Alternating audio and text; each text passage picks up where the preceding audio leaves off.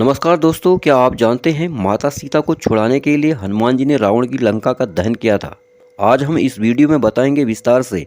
लेकिन दोस्तों, अगर आप हमारे चैनल पर नए हैं तो चैनल को सब्सक्राइब ज़रूर करना, साथ ही घंटी वाली बटन को भी ज़रूर दबाना ताकि आपको हर रोज़ एक नई वीडियो की नोटिफिकेशन मिलती रहे। हनुमान जी माता सीता से लंका में अशोक वाटिका में छोटा रूप धारण कर मिले तथा सीता माता की आज्ञा से अपनी भूख मिटाने के लिए वाटिका से फल तोड़कर खाने लगे। तब वहां पर पहरा दे रहे राक्षसों ने हनुमान जी को देखा और उन्हें साधारण वानर समझकर उन्हें मारने के लिए दौड़ पड़े।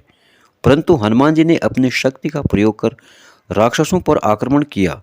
कुछ राक्षस अपने प्राण बचाकर रावण के समक्ष पहुंचे तथा उन्होंने रावण को समाचार दिया कि एक वानर ने अशोक वाटिका को उजाड़ दिया है तथा बहुत से राक्षसों को भी मार दिया है। रावण यह समाचार सुनकर बहुत क्रोधित हुआ तथा रावण के पुत्र इंद्रजीत ने हनुमान जी को पकड़कर लाने के लिए रावण से आज्ञा ली तथा हनुमान जी पर ब्रह्मास्त्र से वार कर उन्हें बंदी बना लिया तथा सभा में ले आए। हनुमान जी रावण के सामने खड़े विचार कर रहे थे। समस्त लोगों को डराने वाला महाबाहो रावण हनुमान जी को सामने इस प्रकार निर्भय खड़ा देखकर क्रोधित हो गया। वह अपने महामंत्री से बोला, अमात्य, इससे पूछो कि यह कहां से आया है, इसे किसने भेजा है, सीता से यह क्यों बातें कर रहा था, अशोक वाटिका को इसने क्यों नष्ट किया, इसने किस उद्देश्य से राक्षसों को मारा, मेरी इस लंकापुरी में आने का प्रयोजन क्या है। रावण की आज्ञा पाकर मंत्री ने हनुमान जी से लंका में आने का कारण पूछा। तब हनुमान जी ने उत्तर दिया कि मैं श्री रामचंद्र जी का दूत हूँ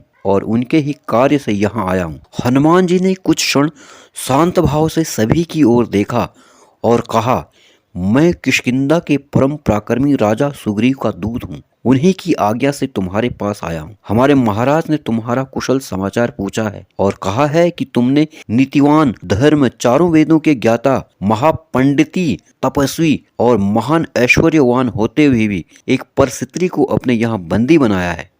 यह तुम्हारे लिए उचित बात नहीं है। तुमने यह दुष्कर्म करके अपने मृत्यु का आह्वान किया है। तुम सीता माता को प्रभु श्री रामचंद्र जी को लौटा दो, वे निश्चित ही तुम्हें क्षमा कर देंगे। यदि तुम ऐसा नहीं करोगे तो तुम्हारा अंत भी वही होगा जो खरदूषण और बाली का हुआ था। हनुमान जी की यह बात सुनकर रावण क्रोधित हो उठा। उसने अपने सेवकों को आज्ञा दी कि इस वानर का वध कर डालो। रावण की आज्ञा सुनकर वहां उपस्थित विभीषण ने कहा, राक्षस राज, आप धर्म के ज्ञाता और राजधर्म के विशेषज्ञ हैं। दूत के वध से आपके पांडित्य पर कलंक लग जाएगा, इसलिए उचित अनुचित पर विचार करें और दूत के योग्य किसी अन्य दंड की आज्ञा दें। रावण ने कहा, शत्रुसूदन, पापियों का वध करने में पाप नहीं है। इस वानर ने वाटिका का विध्वंस तथा राक्षसों का वध करके पाप किया है, इसलिए मैं इसका वध करूंगा। रावण की यह बात सुनकर उसके भाई विभीषण ने नम्रता के स्वर में कहा, हे लंकापति, जब यह वानर स्वयं को दूत बताता है तो नीति तथा धर्म के अनुसार इसका वध करना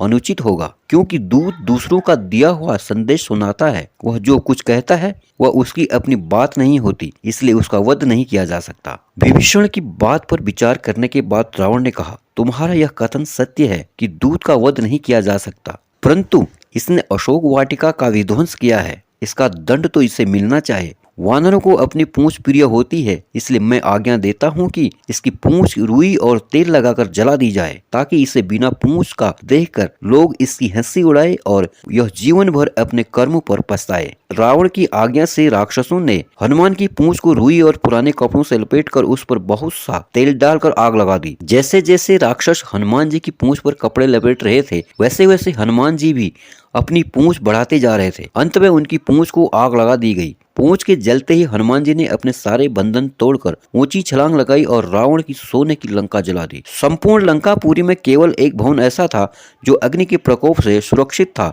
और वह था नीतिवान विभीषण का प्रसाद। लंका को भस्म कर हनुमान जी ने लंका के समुद्र में अपनी पूंछ की आग बुझाई और पुनः अशोक वाटिका में सीता के पास पहुंचे। उन्हें सादर प्रणाम करके बोले, हे माता, अब मैं यहाँ से श्री रामचंद्र जी के पास लौट रहा हूँ। रावण को और लंका वासियों को मैंने प्रभु राघव शक्ति का थोड़ा सा आभास करा दिया है। अब आप निर्भय होकर रहें। अब शीघ्र ही प्रभु श्री रामचंद्र जी वानर सेना के साथ लंका पर आक्रमण करेंगे और रावण को मारकर आपको अपने साथ ले जाएंगे। विशाल सागर को पार करते हुए हनुमान वापस सागर के उस तट पर पहुंचे जहां प्रभु श्री राम थे। हनुमान ने वहां पहुंचकर सबका अभिनंदन किया और लंका का समाचार सुनाया। सभी वानर प्रभु श्री राम तथा पवन सुत की जय जयकार करने लगे।